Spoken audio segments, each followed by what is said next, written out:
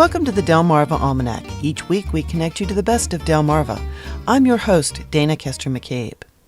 Stasia Heubeck is a realist painter who lives in Ocean Pines, Maryland.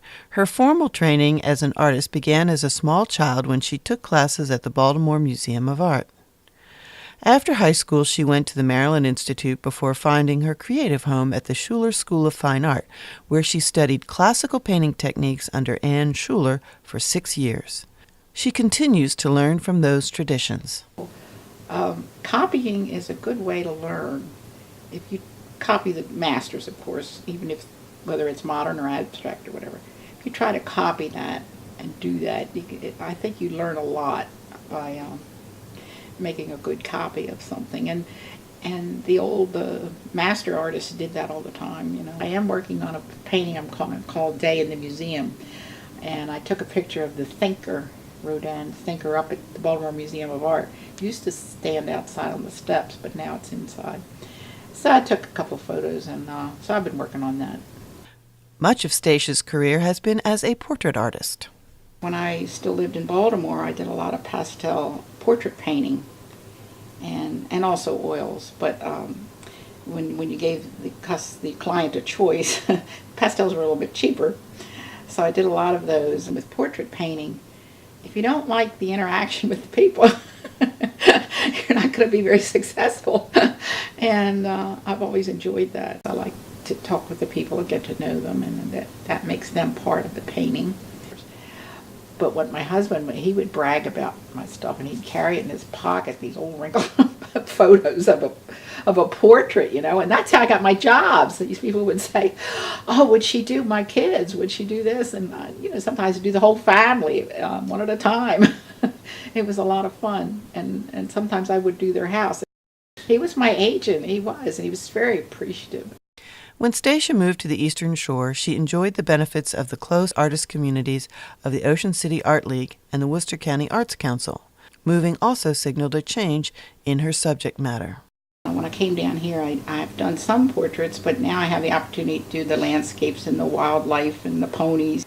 My style, I guess, like I say, I had this very traditional training, so that's pretty much the way I paint. It's realism. And I seem to like that best. Stasia's oil paintings are true to life in their color and treatment. At the same time, they have a cheerful, romantic quality about them. Being a process-oriented artist results in finished products that are quite lovely. For her, the techniques she learned with her classical training are almost as important as the subjects themselves. I try to use linen canvas. Linen stretched canvas, and then I lay down some gesso on it as a background. I can tint it somewhat gray. I was taught that a medium tone helps you to put the lights and the darks on. If you look at some of the old masters' paintings, you can even see the linen underneath with the tone on it that they didn't need to paint on because the tone was the right color for the transitions between the light and the dark. So that's what I do. Like most artists, Stasia continues to learn and grow, ever improving and evolving. I love impressionist paintings, even though I'm a realist, very much into detail. I'm always trying to stretch over into the impressionistic style. My favorite painter is John Singer Sargent.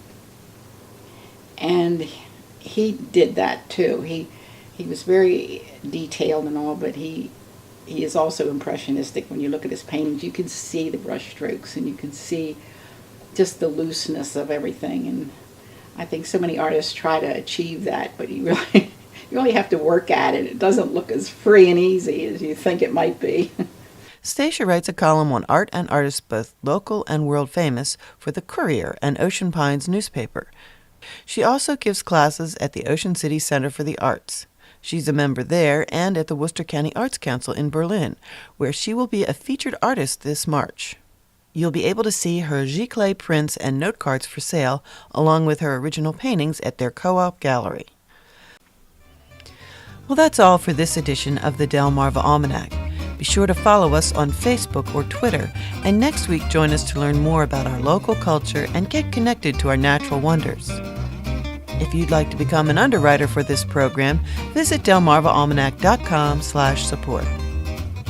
We'd like to thank our community partners, the Friends of Delmarva Public Radio, the Community Foundation of the Eastern Shore, and underwriters eatdrinkbuyart.com for their help in bringing this program to you, our audience. Our theme music was provided by Brightside Studio. This show has been a Moonshell production. Thanks for listening. Until we meet again, may the rhythms and tides of Delmarva bring you good fortune.